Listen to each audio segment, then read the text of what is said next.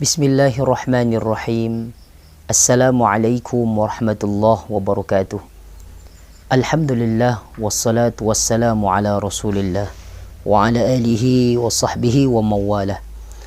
Allahumma salli wa sallim wa barik ala sayyidina Muhammadin wa ala alihi wa sahbihi Rasulillahi ajma'in. Subhanaka la ilma lana illa ma 'allamtana innaka antal alimul hakim wa tub alaina innaka antat tawwabur rahim. Amma ba'd. Ikhwani yang dirahmati dan dimuliakan oleh Allah Subhanahu wa taala, bersyukur kita kepada Allah Subhanahu wa taala, bersolawat kita kepada Nabi kita Muhammad sallallahu alaihi wasallam. Allahumma salli wa sallim wa barik alaihi. Ikhwani yang dimuliakan oleh Allah Subhanahu wa taala, mari sejenak kita merenung akan sesuatu keadaan yang pasti datang menghampiri kita, yakni kematian. Banyak dari kita menganggap bahwa berbicara tentang kematian ini adalah sesuatu yang tabu.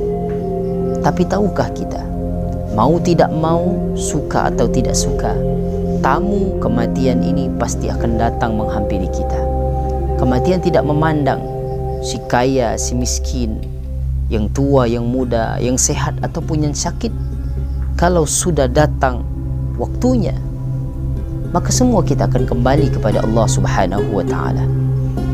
Maka Allah Subhanahu wa taala katakan, "Qul innal mauta alladhi tafirruna minhu fa innahu mulaqikum thumma turadduna ila 'alimil ghaibi wasyhadah fayunabbi'ukum bima kuntum ta'malun."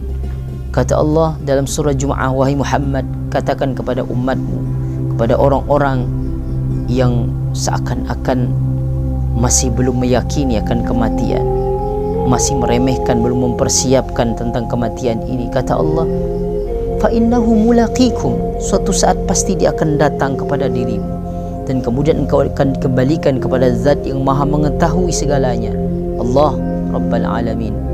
Fayunabbi'ukum bima kuntum ta'malun. Saat itulah semua yang kita perbuat di dunia ini akan dinampakkan oleh Allah Subhanahu wa taala. Ikhwani yang dirahmati oleh Allah Subhanahu wa taala, maka mari sejenak kita mengingat satu syair oleh Imam Syafi'i yang mengingatkan kita tentang kematian. Kata beliau, tazawwad bittaqwa fa innaka la tadri idza janna lailun hal ta'ishu ila al-fajri. Kata Imam Syafi'i, carilah bekal ketakwaan yang banyak, karena sesungguhnya kalau sudah datang waktu malam, tidak ada jaminan bagi dirimu akan melihat fajar esok hari. Engkau tidak akan tahu, kata Imam Syafi'i.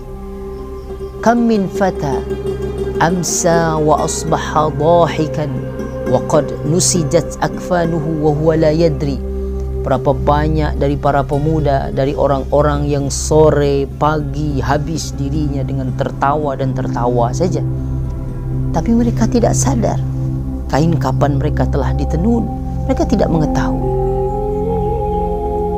Wa kam min sigharin yurjatula umrihim wa qad udkhilat ajsaduhum ila zulmatil qabri. Berapa banyak dari bayi yang baru lahir di muka bumi ini, banyak orang berharap agar panjang usia bayi ini, tahu-tahu jasadnya sudah harus dimasukkan di dalam gelapnya kuburan. Kam min sihhatin, kam min sahihin mata duna illah, wa kam min saqimin 'asha hinan min ad-dahri. Berapa banyak dari orang-orang yang sehat mati tanpa sebab, dan berapa banyak orang-orang yang sakit kemudian dia sembuh panjang usianya. Wa kam min urushin zayyanuha li zawjiha wa qad qubidat arwahuhum fi lailatul qadar. Berapa banyak para pengantin yang dihias untuk pasangannya, tapi ternyata ruh mereka sudah ditentukan kematiannya ketika malam Lailatul Qadar. An-nafsu tabki, jiwa manusia meronta, menangis. Wa qad ta'lamu anna as-salamata minha tarku ma fiha. Tapi sebenarnya jiwa kita itu, fitrah manusia tahu untuk selamat dari keburukan dunia itu adalah meninggalkan apa-apanya dalam dunia. Hadirin Ikhwani yang dirahmati dan dimuliakan Allah Subhanahu wa taala, lihatlah Imam Syafi'i mengingatkan kita, sejauh apapun kita melangkah, sebagus apapun dunia yang kita hiasi ini, kelak akan kita tinggal jua. Kafa bil mauti wa'iza, cukuplah dengan kematian ini menjadi pengingat kita bahwa sekuat apapun ambisi kita, sombong kita, terlena kita dengan dunia, semua akan kita tinggalkan. Maka berapa banyak orang yang sudah wafat menyesal, falaula akhartani ila ajalin qarib, kata mereka, kalau engkau akhirkan ajalku sedetik saja ya Allah, engkau mau apa, kata Allah. Maka kata mereka, fa as-saddaqa, aku akan bersedekah, wa akum minas salihin, dan aku akan beramal saleh. Lihat, mereka yang sudah wafat ada penyesalan. Lalu kita yang hidup ini, akankah kita menyia-nyiakan waktu kita? Mereka dulu orang-orang yang wafat menyesal selama hidup tidak sempat mendidik anak-anak mereka menjadi anak-anak yang soleh dan solihah, dekat dan mengenal syariat Allah. Mereka yang punya harta tidak sempat untuk bersedekah, untuk berbagi hartanya. Mereka yang punya jabatan tidak sempat menolong agama Allah. Mereka yang punya tenaga tidak sempat menyibukkan tenaga dirinya untuk agama Allah. Maka kita yang masih Allah beri kesempatan, akal yang sehat, pergunakan akal untuk memajukan syariat Allah ini, untuk menolong umat Nabi Muhammad SAW, untuk menolong agama Islam ini. Kita yang punya badan yang kuat, fisik, jangan habiskan dengan hal-hal yang melengahkan kita. Kuras pikiran dan tenaga kita untuk agama Allah. Yang punya jabatan, gunakan jabatannya untuk menolong agama Allah. Harta, bantu orang-orang fakir miskin, anak yatim, karena itulah kelak akan membantu kita di hadapan Allah. Kita yang masih punya orang tua, cintai dan sayangi orang tua kita, sayangi keluarga, didik anak-anak kita untuk semakin dekat dengan Allah Subhanahu wa taala. Hadirin ikhwani yang dimuliakan oleh Allah Subhanahu wa taala, manakala kematian itu akan mampir dalam diri kita, akan datang kepada kita, maka tidak ada lagi bekal.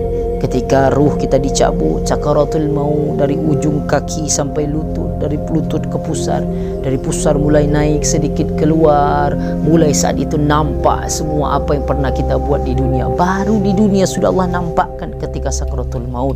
Lalu bagaimana nanti ketika di yaumil akhir, yaumil hisab, akan dinampakkan oleh Allah Subhanahu wa taala. Kita yang masih sering melalaikan solat, mari, karena Allah Subhanahu wa taala hadirkan ampunan-ampunan dengan hadirnya solat 5 waktu.